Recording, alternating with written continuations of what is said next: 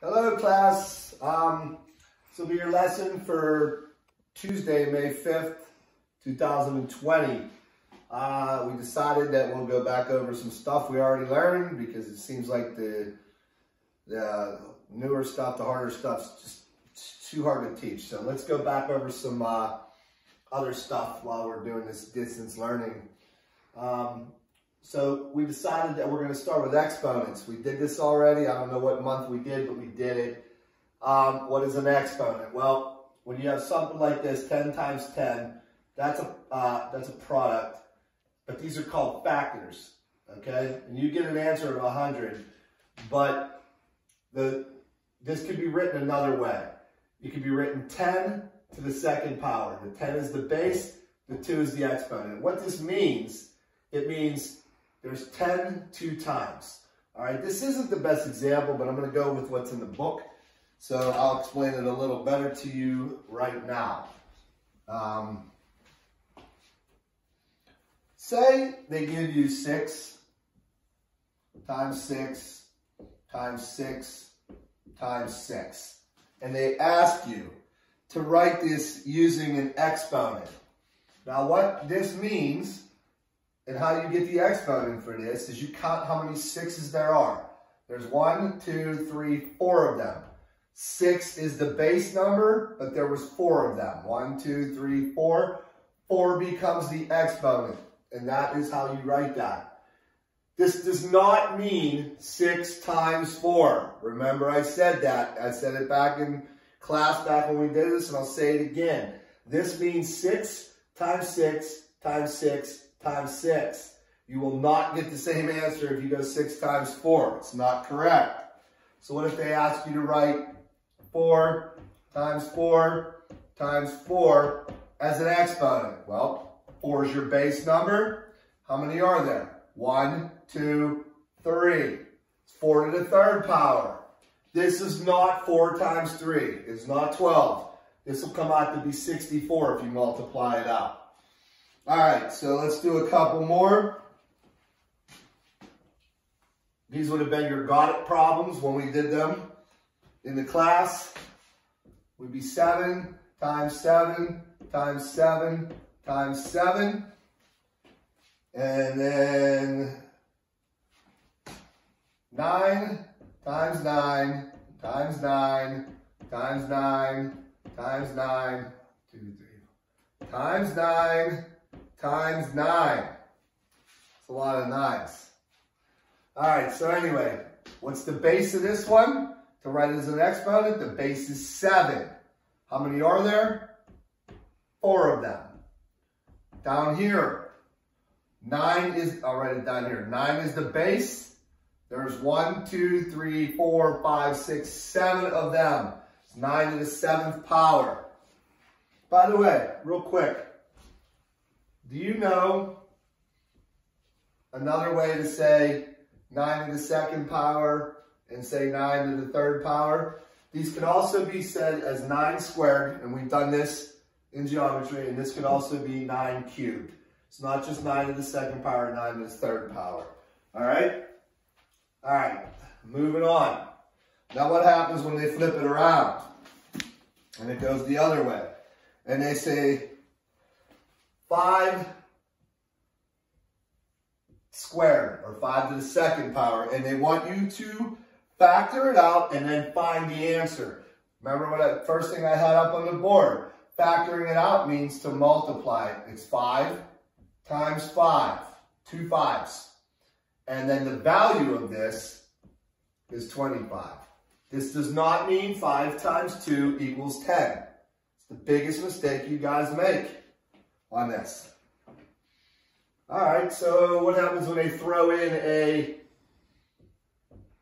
decimal? 1.5 times 1, let me forget that. Let me rewrite that. 1.5 squared. Factor it. 1.5 times 1.5. That's 2 times I wrote that. Then you multiply that together and you will get 3.375. So factored and the value right there. Okay? Now what happens when they give you the dreaded fraction? 1/2 squared. And back when I taught you this, I asked you guys, why did they put the parentheses here in this problem? And I told you, it has no mathematical value at all. It is just a housekeeping issue in case you're a sloppy writer. Say you didn't put these up here and you went like this. People might think that's 12/2. So in order to separate the fraction from the exponent, they put the parentheses. It means nothing else. So then you get 1/2 times 1/2. You guys all should know how to multiply fractions. 1 times 1 is 1. 2 times 2 is 4. It don't get any easier than that. There's your product. There's your value. Make sure you read what they're asking for. I know this is going to come up when Ms. Galt gives you a homework assignment and an exit ticket. Please read carefully what they're asking you to do. Sometimes they're going to ask you to find the exponent, which is this. Sometimes they're going to ask you to find the product, which is this. And then they're going to ask you to find the value, which is that. All right? All right, so say there would have been, we were in class, and there would have been 3 got it problems. All right? 10 to the 5th power was one of them. 2.1, I believe, squared. And 1/4 squared. All right, so now they're asking you in the problem, factor each of these out and find the value, which is the answer.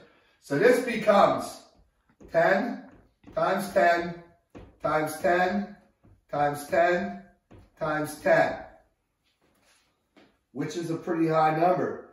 So if you know anything about math, if you just look at this 5, you need 5 zeros. So this would be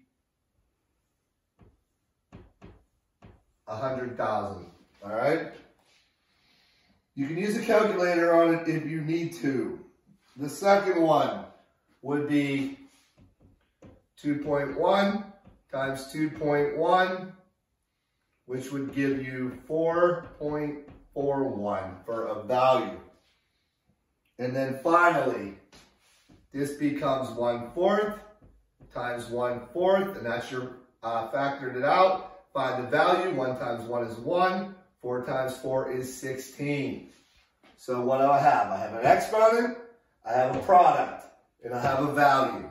Those are the 3 things you need to remember about this. That's pretty much it. So today, today when you get your homework, Ms. Galt will give you problems like this. Just make sure you're familiar with what exactly the exponent is, which is this whole thing here is written as an exponent. There's your exponent right there. There's your base. This part here is how you factor it out. It's the multiplication part of it. And then this part here is your value or your answer.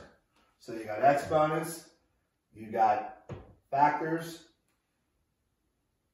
and you got value. That's it. So it should be kind of a review for you, but it's kind of an important lesson. The nice thing about not having the PSSAs is it's going to give us freedom to go back over things and do stuff that we've already done with no pressure to getting ready for the test. So this is what we decided to do. We're going to go back over some stuff that you already learned. Hopefully it'll stick better for when you move to 7th grade next year. And we'll see. All right? All right, pretty much that's it. I hope you're watching these videos because I'm keeping track of how many people view them, and the average viewing is only about 30 kids. I know there's 100 kids. So how you're learning, and you guys seem to have a lot of questions about what to do. Well, the videos will answer the questions. So if you're not sure, rather than email Ms. Galt or myself saying I don't understand this, watch the video. And what's nice about the video is you can pause it, you can rewind it, you can go back over what I'm saying. You can learn it at your pace, which is a good thing. So make sure you're using the YouTube videos that I'm posting. All right? Okay. Have a good Tuesday, and I will have another video probably Wednesday or Thursday for you. All right, see you guys.